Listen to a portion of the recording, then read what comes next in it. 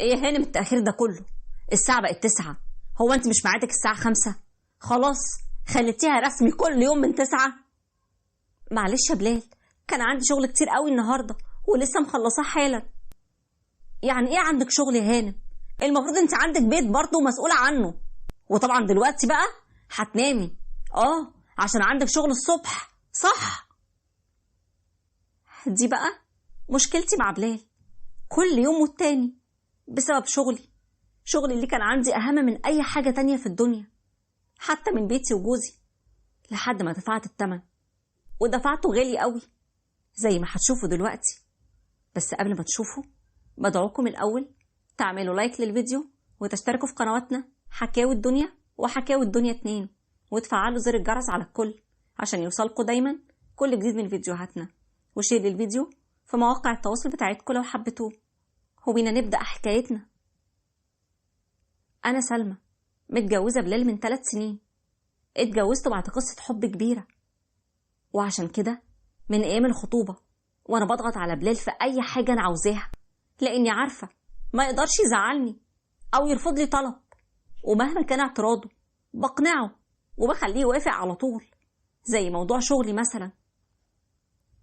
أنا مبسوطة جدا يا بلال النهاردة، أصلي اترقيت في شغلي والمدير مبسوط جدا مني، وقال لي إن هو متوقع لي نجاح كبير جدا.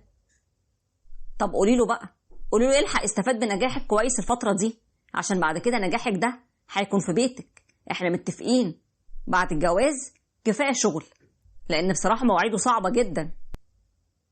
ليه بس كده؟ ما تخليني أكمل في شغلي يا حبيبي، حرام مجهودي كل دوت يضيع على الفاضي. أنا نفسي أحقق نفسي يبقى لي كارير وأشوف نفسي ناجحة. ماشي يا سلمى، أنا ما قلتش أي حاجة، بس برضو بيتك أولى بيكي. انت مش هتقدري توفقي ما بين شغلك أبدا ومواعيده وما بين بيتك. رسمي بتخلصي 5، لكن قوليلي كده امتى رجعتي 5 ولا حتى 6؟ انت بتتأخري جدا في الرجوع، وانا احب ارجع من شغلي الاقيكي قاعدة كده مستنياني ونقعد مع بعض براحتنا. عشان خاطري يا بلال، لو بتحبني خليني اكمل في شغلي، واوعدك اني هوفق ما بين شغلي وبيتنا. وعموما بلاش كلام سابق لميعاده، سيبها للايام. بس لو بتحبني بجد تخليني احقق حلمي واوصل لكل اللي بتمناه.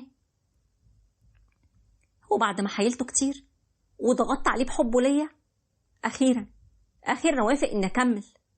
وبعد سنة اتجوزنا وكبرت في شغلي اكتر، وكان كل فترة بلال يتكلم معايا ويحاول يقنعني اني اسيب الشغل واتفرغ للبيت. وطبعا مش محتاجة اقول لكم اني كنت برفض. يا سلمى كفاية كده قوي بقى شغلك، انا ما بقتش عارف اتلم عليكي، ده غير بيتك اللي ما بقتش مهتمة بيه اصلا. يعني بعد كل اللي وصلت له ده وحققته يا بلال عاوزني اسيب شغلي؟ ويبقى كان لازمته ايه بقى تعبي كله من الاول؟ وعموما انا كنت بفكر اجيب حد يساعدني في البيت، يعني يشيل عني شغل البيت شوية. وبعدين بعد ما تشيلي عنك شغل البيت انا برضو فين من حسبتك دي؟ ده انت حتى رافضه تخلفي مني ونأسس أسرة بجد. هي بلال لسه بدري قوي على موضوع الخلفة ده، احنا لسه صغيرين والعمر لسه قدامنا. وبعدين نجاحي ونجاحك في شغلنا ده أهم حاجة دلوقتي، عشان نقدر نعيش ولادنا بعد كده في مستوى أحسن. يا ستي خلفي انت بس، وبعد كده ما تشيليش هم أي حاجة. هو أنا كنت منقصك ايه بس؟ أنا مش محتاج أكتر من وجودك جنبي ومعايا. ربنا يخليك يا حبيبي، طبعا مش منقصني أي حاجة، لكن أنا كمان محتاجة أحقق ذاتي وأعمل كارير وكيان لنفسي. هوعدك إني مش هقصر معاك أبدا، عشان كده هجيب شغالة وارجع بقى من شغلي أكون فاضيالك أنت وبس. وكالعادة طبعا أقنعته بكلامي ووافق. أصلا أنا كنت بعرف أستغل حبه ليا كويس قوي، بستغله دايما لصالحي. وبالفعل جبت حد يساعدني وبقت بتعمل لي كل حاجة في البيت، لكن برضه ما كانش هو ده الحل اللي يرضي بلال، عشان اللي بقى يحصل غير اللي وعدته بيه خالص. مساء الخير يا بلال، عامل ايه يا حبيبي؟ ايه يا هانم التأخير ده كله؟ الساعة 9 بالليل، هو انت مش ميعادك الساعة 5؟ عمري ما شفتك رجعتي في ميعادك ده ابدا. معلش يا بلال، كان عندي شغل كتير قوي النهاردة ولسه مخلصاه حالا. يعني ايه؟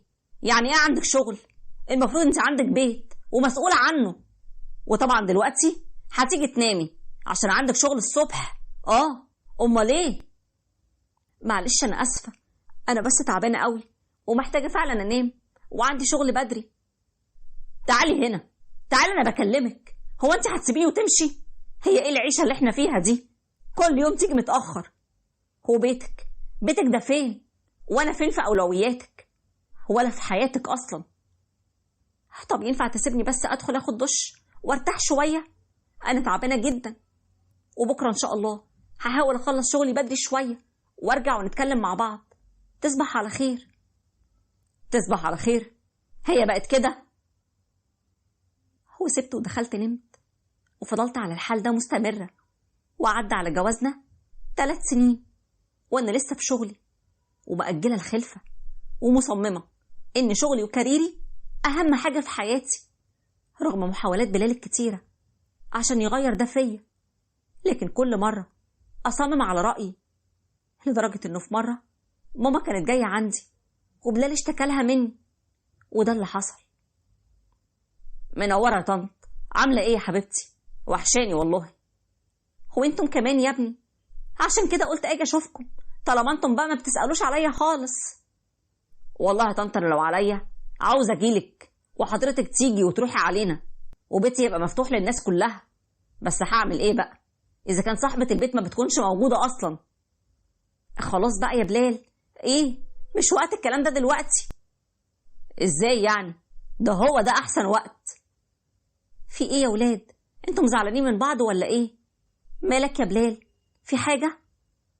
ربنا ما يجيب زعل طنط ولا حاجة، بس انا عاوز اشتكيلك من سلمى. معلش يعني انا اسف، يا ريت ما تتضايقيش من اللي هقوله. وحكى لماما على كل حاجة مضايقاه مني، وقال لها ارجوك يا طنط فهميها ان انا مش محتاج شغالة، انا محتاج مراتي اللي انا بحبها، واللي المفروض الاقيها بتحتويني وبتسمعني وموجودة دايما جنبي. هي دي حبيبتي اللي انا اخترتها تبقى شريكتي وام اولادي. هو انا كده ابقى غلطان؟ لا طبعا يا ابني مش غلطان، عندك حق في كل كلمة قلتها. هي ماما ايه اللي بتقوليه ده؟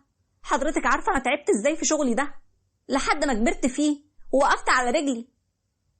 انا بقول كلمة حق يا بنتي، مش معنى انك اتفقتي مع جوزك انك تشتغلي بعد الجواز يبقى تسوقي فيها بالشكل ده وتخلي شغلك هو اولوياتك.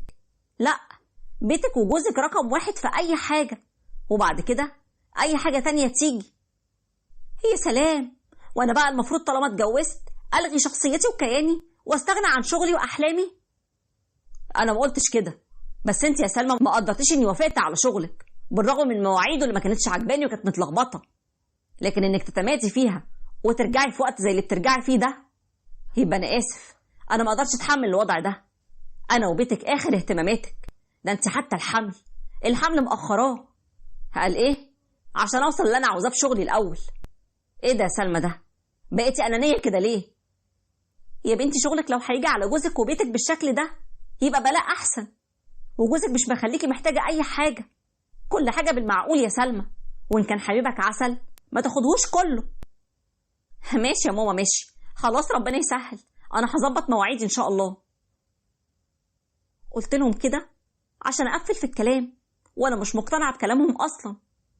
وقتها بلال بصلي بصه معينه انا فاهماها كويس وسكت، وكأنه عاوز يقول مفيش فايده في الكلام معاكي.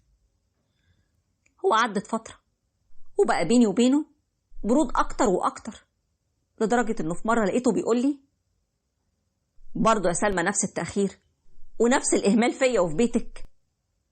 مهملة في إيه بس يا بلال؟ ما أنت بتيجي بتلاقي سعاد مخلصة البيت ومحضرة لك أكلك كمان، إيه اللي ناقصك يعني؟ ويوم الجمعة قاعدين أهو بنتجمع مع بعض فيه أنا وأنت. يوم الجمعة؟ لا والله كتير عليا. طب سعاد بتحط لي الأكل وبتنظف البيت، لكن أنا بقى لما أحب أتكلم هتكلم مع مين؟ مع سعاد؟ ولا لما احب اخلف حته عيل افرح بيه اخلف من مين؟ برضه من سعاد؟ ولا اعمل ايه يعني؟ ده حتى يوم الجمعه اللي بتتكلمي عنه بتقعدي برضه تخلصي في شغل على اللابتوب بتاعك. خلي بالك انت بتخسرين يا سلمى. تقصد ايه يا بلال؟ قصدك ايه بالكلام ده؟ اقصد ان حبك وغلاوتك جوايا ما بقوش زي الاول. خدي بالك يا سلمى، انا ناقصني معاكي حاجات كتير قوي. قال لي الكلمتين دول وسابني وقام. وقتها ما فكرتش في كلامه ولا حتى اهتميت بيه، لحد ما جه يوم عيد ميلاده وقلت اراضيه، افاجئه بحفله عشان ما يرجعش يزن ويبقى له حجه ويقول لي اقعدي من شغلك بقى والكلمتين اللي بيطلع لي بيهم كل يوم والتاني دول. وجمعت مامتي ومامته واخواتنا كمان، وقلت نحتفل في وجودهم، يعني كنوع من المفاجأة ليه. لكن يوميها بقى أنا اللي اتفاجئت. بص المفاجأة دي. يلا يا جماعة، يلا اداروا، بلال خلاص ركن العربية وطالع. ولقيته دخل باب الشقة وبيقول تعالي حبيبتي اتفضلي، نورتي بيتك. بس يا بلال أنا قلقانة قوي، قلقانة إن مراتك ترجع وتبقى ساعتها مشكلة. ما كانش ليه لازمة أبدا إن احنا نكون هنا، كنا استنانا لحد ما تدبر لنا شقة. لا ما تقلقيش خالص، الموظف اللي أنا متجوزه مش فاضيلي، والهانم هتطلع من شغلها اللي اتجوزته عليا ده على مامتها على طول، وكده كده لازم أقول لها، ما هي مصيرها هتعرف. ساعتها ظهرت قدامه أنا وكل اللي موجودين وقلت له ايه ده؟ انت بتخوني يا بلال وجايب معاكي الاشكال دي هنا بيتي؟ من فضلك اتكلمي كويس عني، انا مراته مش جايبني من الشارع. مراته؟ مراتك يعني ايه يا بلال؟ اللي كده بس يا ابني، هانت عليك العشرة وبيتك. بيتي؟ هو فين بيتي ده؟ وفين العشرة اللي بتتكلموا عنها دي؟ انتوا متعرفوش حاجة. وحكى لهم على اللي بينا وقال لي ياما قلتلك خدي بالك مني، انت بتنهي اللي ما بينا ووصلتيني اني ما اخافش حتى ان اخسرك، وجودك بقى مش فارق معايا زيه زي قلته. سمعت الكلام ده وانا ساكته ما بردش عليه، وطبعا مش محتاجه اقول لكم اني يوميها اتطلقت انا وبلال. وماما وقتها قعدت معايا واتكلمت، فوقتني لنفسي وقالت لي إن جيتي للحق يا بنتي، جوزك عنده حق، انتي أهملتيه، كنتي أنانية قوي معاه، حرمتيه حتى من إنه يبقى أب. كان لازم يتشد لغيرك ويدور على اللي هتسدله احتياجاته. أنانيتك وتقصيرك خلصوا رصيد حبك وغلاوتك عنده، خلاص ما بقاش ليكي معزة تراهني عليها. عندك حق يا ماما، أنا خسرت إنسان حبني بجد، وهو كسب نفسه وحياته وراحته، وما أقدرش ألومه لأنه حذرني كتير قوي، حاول معايا كتير، بس أنا فعلا كنت أنانية زي ما بتقولوا، ما كنت شايفة غير شغلي ونجاحي وبس. وهنا بقى لازم الست تفهم حاجة، تفهم إن نجاحها في بيتها وفي حياتها ده رقم 1، وهو ده النجاح الحقيقي. وأي نجاح تاني لو كان على حساب جوزها وبيتها بالشكل اللي شفناه ده ما يبقاش اسمه نجاح وقتها.